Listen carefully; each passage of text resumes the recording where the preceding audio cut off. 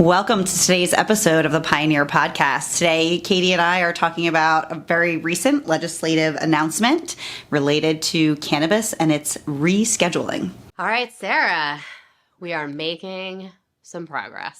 Yes. Finally, after a year and a half of waiting, we finally see somebody come out and give us some more information about the rescheduling. So what are we hearing? Yeah, I think it's quite timely, Katie, that in a very recent episode of the podcast, we were talking trash on the lack of progress and actually made, I think, a very great suggestion. It was probably the podcast that got them going. I think so. We suggested they all smoke a little pot, and I think it worked.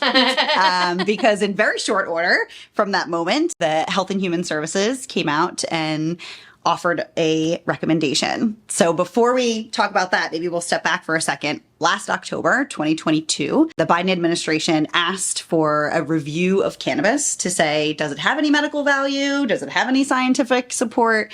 Is it highly addictive? Which are the key classifications for being listed as a Schedule I drug, which cannabis is, along with things like, heroin. Perfectly timed. Excellent work, Katie. So he submitted that request with no timeline. So we really did not have a clear sense of what would happen, when it would happen, and how the industry would respond. And we were commenting just a few weeks ago that a lot of companies were exiting the U.S. cannabis market because of the lack of action, and they'd really given up hope. So I was very pleasantly surprised to see that actually HHS did make a recommendation, and they have gone through their analysis and recommended that cannabis be rescheduled, so moved from a Schedule I drug to a Schedule III drug, which would put it on par with things like Tylenol with codeine and testosterone as products that do have medical value and only limited risk to abuse, which would be a massive shift in terms of the way our government and all of our policies and processes look at cannabis. Is everything in Schedule III still by prescription? Great question. So it wouldn't make cannabis legal. Right. That is a very important distinction. So cannabis is federally illegal. It would still fall into that bucket, in large part because of the way the laws were written. It specifically calls out cannabis and its chemical structure.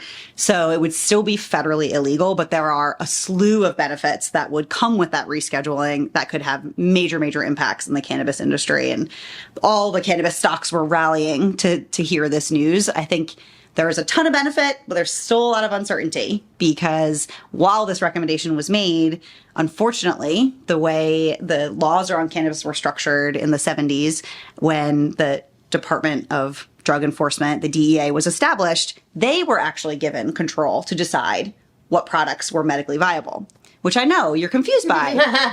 All of our listeners, I'm sure, are as well. I know a lot of clinicians that work for the DEA. Yeah, exactly. Not a lot of medical professionals in that organization. So interesting that they were the ones to deduce whether something had medical value. So in the past, when there's been a review like this, the DEA agreed with Health and Human Services because that is where all the doctors and clinicians exist. In this case, we have the recommendation, but we have to wait. We have to wait for the DEA to do their investigation and decide if they agree. There is no timeline associated with that. So there are some speculation that it would happen before the next election cycle or after. It really could go either way. And that's the biggest part of the uncertainty. But I think the potential benefits are so significant that as a whole, the industry is just riding high on this news. Pun intended. Nice. I love you slipping those in there. It is tough at this timing with the election cycle coming up because every head of every government organization is an appointed position by the administration. And if the onus is now on the DEA, it depends on who's running the show. Yes. So we will see how that plays out over the next 10 months or so. Well, you take the cynical side and I often take the hopeful side. While it did seem like a really long time when Biden made this directive to have the research take place last year, actually when this has happened before, it's been 2.5 to 3.5 years before the recommendation was made by Health and Human Services. So this was actually unusually fast for the government.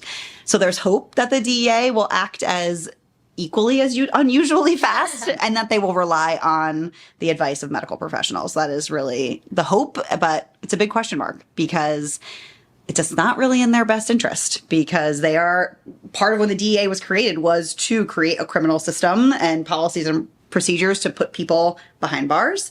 And even with this recommendation, it does not include addressing that at all. So there isn't a social impact component of, expunging records or releasing people from prison who are who were arrested for things that are now legal.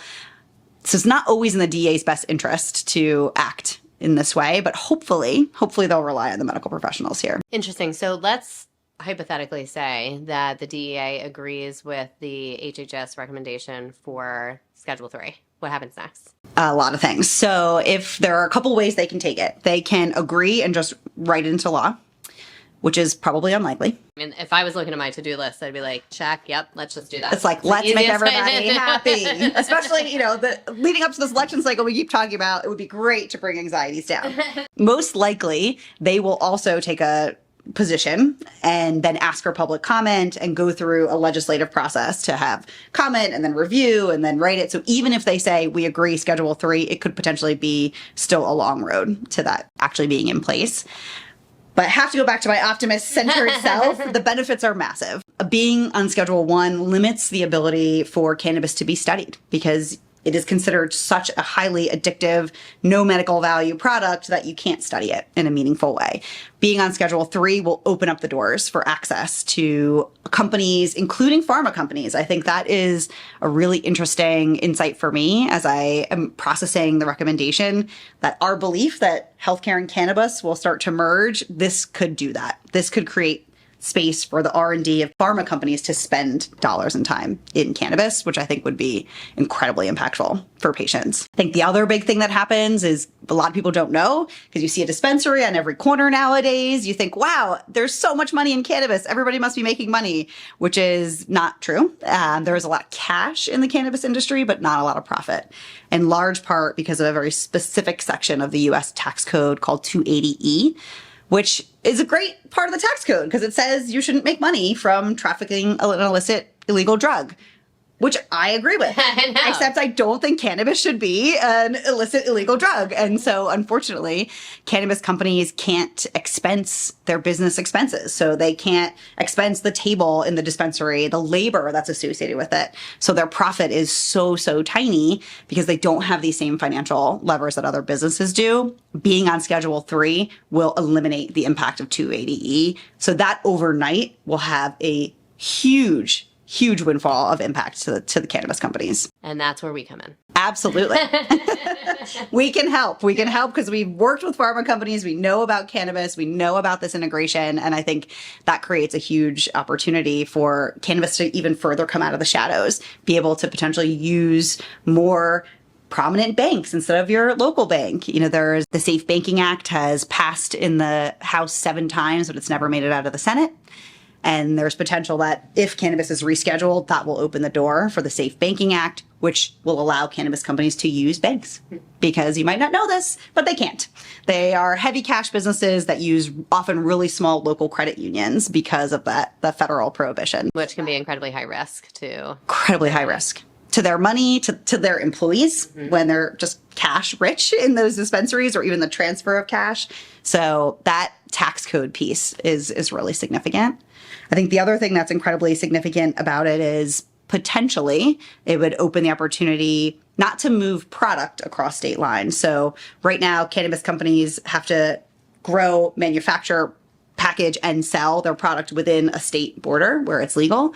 This would allow a consumer potentially to take those products across state lines, which you can't do now. If you were to buy something in Delaware and drive into Philly with it, you actually could be subject to a federal crime for doing that. And this shift to Schedule 3 could eliminate that, which would be really helpful for patients for sure. And to be clear, the state level legislation of whether it's medical or recreational or both still lies within the state. Exactly. Yeah. So it would still, unfortunately, rescheduling doesn't make it legal. There was a big push in the cannabis industry to just deschedule, you often hear, which is to take it off all those lists entirely. Since it's not quite heroin, there are so many other things that aren't scheduled that are incredibly addictive, like tobacco and sugar and caffeine. I mean, we talk about it all the time. Those things aren't even on a schedule. So there was a significant hope that cannabis would just be descheduled altogether. But I think this could be a short-term happy ground. Progress. For sure. I think the other personal benefit I'm hoping for, I got into the cannabis industry for my dad, who suffers from some really debilitating back pain. So he's been on opioids for many, many years after 6 back and neck fusion surgeries. And it doesn't even help him that much. He's in so much pain. And unfortunately, he was injured at work. So he works through a compensation pain management, and they flat out refuse to prescribe him cannabis because it's federally illegal. And even more maddening, Katie, every time we ask about it, they offer more opioids. Yes. Because we know they are the safest product on the market. Safest product. And boy, didn't we have a bunch of lawsuits for people pushing opioids? So it holds all of my willpower when I'm in those appointments to not scream that at the top of my lungs. So I'm hoping that this rescheduling even shifts the perspective of some prescribers to realize there is medical value. It can be safe. It is not highly addictive or abusive like an opioid is. So that personally is something I'm really hoping we see come with this change. Thank you for listening to today's Pioneer podcast episode. I personally hope that Sarah's optimism beats out my cynicism when it comes to making pot professional.